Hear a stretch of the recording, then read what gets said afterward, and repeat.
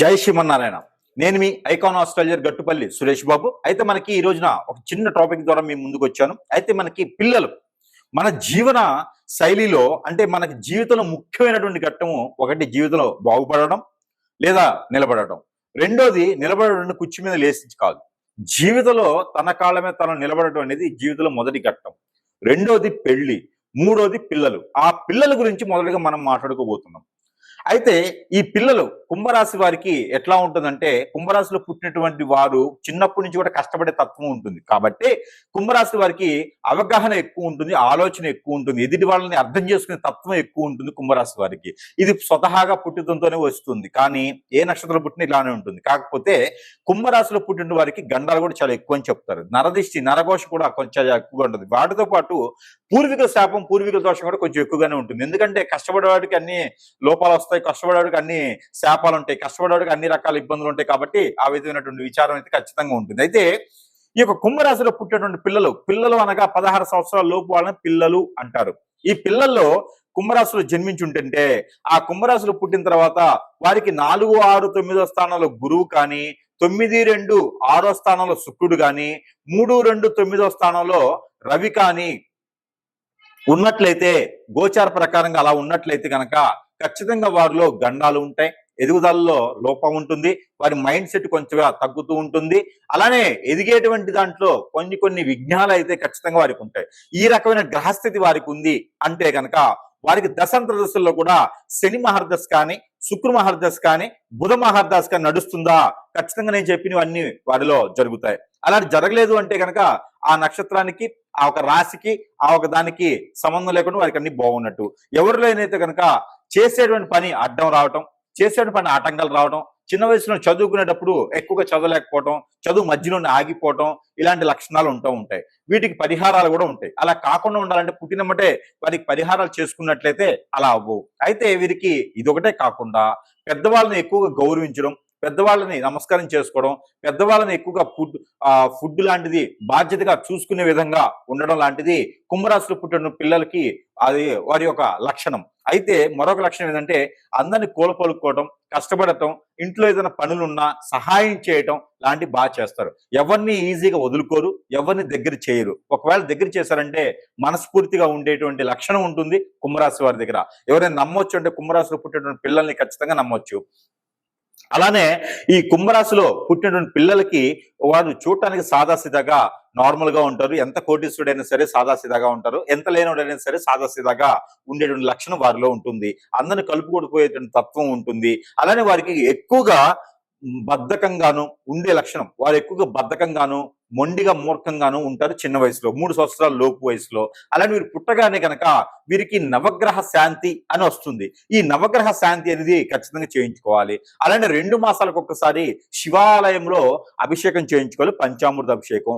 అలానే ఈ కుంభరాశిలో పుట్టిన పిల్లలు వారి నక్షత్రం, వారి పేరు మీద నాగపడిగలకు కానీ, సుబ్రహ్మణ్య స్వామికి కానీ ఖచ్చితంగా అభిషేకం చేయాలి. ప్రతి నెల 15 రోజులకు ఒకసారైనా లేదా 3 మాసాలకు ఒకసారి అయినా సరే పేరెంట్స్ అభిషేకం ఖచ్చితంగా చేయాలి. పిల్లల్ని దూరంగా పెట్టకూడదు. హాస్టల్ లాంటి పెట్టితే కూడా ఖచ్చితంగా చెడిపోయే అవలక్షణాలు వారిలో ఎక్కువ ఏర్పడతాయి. చిన్న వయసులోనే వారికి అన్ని రకాల అనుభవాలు వచ్చేటువంటి దానికి ఉంటుంది. పెళ్లి అనేది త్వరగా చేయాలి వారికి. పెళ్లి అనేది త్వరగా చేయకపోతే లేట్ అవుతుంది. అంటే 25 సంవత్సరాల్లో పెళ్లి కాకపోతే కుంభరాశి వాళ్ళకి ఆ తర్వాత 35 సంవత్సరాల తర్వాతనే వారికి పెళ్ళేలా ఉంటుంది. కాబట్టి 25 సంవత్సరాల లోపున వాళ్ళ లైఫ్ సెట్ అయిపోవాలి. ఆ కుంభరాశి వాళ్ళ లైఫ్ సెట్ అవ్వాలంటే ఖచ్చితంగా చేదోడు ఉండాలి, వాదోడు ఉండాలి, వెనక పేరెంట్స్ సపోర్ట్ అనేది ఖచ్చితంగా ఇస్తేనే వారికి సెట్ అయిపోతుంది. పిల్లల్ని ఒంటరిగా వదిలేసి హాస్టల్లో పెట్టేసి చదువుకుంటారు అని చెప్పేసి మాత్రం అనుకోకూడదు. ఈ కుంభరాశిలో పుట్టినటువంటి వారికి మేధాశక్తిగా, ఆలోచన విధంగా అన్ని బాగుంటాయి. కాబట్టి ఇంటికాడే ఉండేసే చదివించుకోవాలి. ఇంటి దగ్గర ఉండేసి ప్రతిరోజు స్కూల్కి, కాలేజీలు పంపిస్తే సరిపోతుంది. కానీ హాస్టల్ లాంటివి పెట్టకూడదు, ఎవరిని నమ్మకూడదు. పిల్లలకి ఫస్ట్ నుంచి కూడా మీరు చెప్పాల్సింది ఏంటంటే ఎదుటి వ్యక్తులు నమ్మకండి, ఎదుటి వాళ్ళ ద్వారా మీరు నష్టపోతారు, మోసపోతారు, దెబ్బలు తింటారు అని ఖచ్చితంగా చెప్పాలి. మీరు పేరెంట్స్ అయి ఉన్నవారు పేరెంట్స్ ఖచ్చితంగా 7 సంవత్సరాల వరకైనా సరే కుంభరాశిలో పుట్టిన పిల్లల్ని పోషించుకుంటూ, దగ్గర చూసుకుని, కనురెప్పగా కాపాడుకుంటూ ఉంటేనే ఆ పిల్లల ఎదుగుదలలో బాగుంటుంది. అయితే వీరికి ఆరోగ్య సమస్యలు ఉన్నాయి. ఎలాంటివి ఉంటే కనుక ఎప్పుడు బాడీ పెయిన్స్ తో ఉంటుంటారు, భుజాల నొప్పులు కానీ, మోచేతులు, మోకాళ్ళు, కాళ్ళు, తిమ్మిర్లు ఎక్కడం నొప్పులు ఉంటాయి, బ్లడ్ సర్క్యులేషన్ లో ప్రాబ్లం ఉంటుంది, ఎలాంటి లాంటి స్కిన్ సమస్యలు వీరికి ఏర్పడుతూ ఉంటాయి కుంభరాశి వాళ్ళకి. కాబట్టి దానికి తగ్గట్టుగా ప్రికాషన్స్ తీసుకుంటూ ఉండాలి. ఇలాంటి అవలక్షణాలు ఉన్నాయంటే మీరు ఒకవేళ డేట్ ఆఫ్ బర్త్ రాసుకోకపోయినా మా అబ్బాయికో మా అమ్మాయికి ఇలాంటి అవలక్షణాలు ఉన్నాయంటే ఖచ్చితంగా వారు కుంభరాశి వారే ఉంటారు. అయితే బుధుడు వీరి దాంట్లో సరిగా ఉన్నాడు అంటే కనుక రియల్ ఎస్టేట్ లో కింగ్ అవుతాడు, రారాజు అవుతాడు.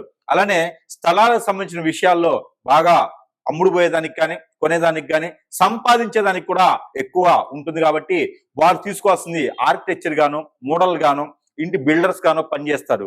అలాంటి వారికి జీవితం బాగుంటుంది. అయితే 8వ స్థానంలో రవి గాని, 8వ స్థానంలో శని గాని, 6వ స్థానంలో రవి గాని, బుధుడు గాని ఉంటే ఇలాంటి రంగాల్లో వారు రాణిస్తారు.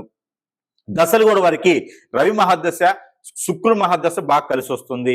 వీరు చేయవలసింది ఏంటంటే ప్రతి 3 మాసాలకు ఒక్కసారి రావి చెట్టు లేదా వేప చెట్టు ఒకటి వీరు స్థాపించడం, అంటే నాటడం. అది ఆలయాలైనా, రోడ్డు పక్కనైనా, రోడ్డు ఇరువైపులైనా, లేకపోతే మన పొలాల్లో అయినా, గట్ల మీద అయినా వీరికి నచ్చిన ప్లేస్ లో నాటడం. ఇది ఖచ్చితంగా 3 మాసాలకు ఒకసారి అయినా చేయాలి. లేదా సంవత్సరం వచ్చేటువంటి బర్త్డే రోజునైనా సరే 10 మంది పిలిచి పెట్టేదానికి ఏమో గానీ 10 మంది పిలిచేదన్నా కూడా ఒక చెట్టు నాటడం అనేది ముఖ్యమైనటువంటి విషయం.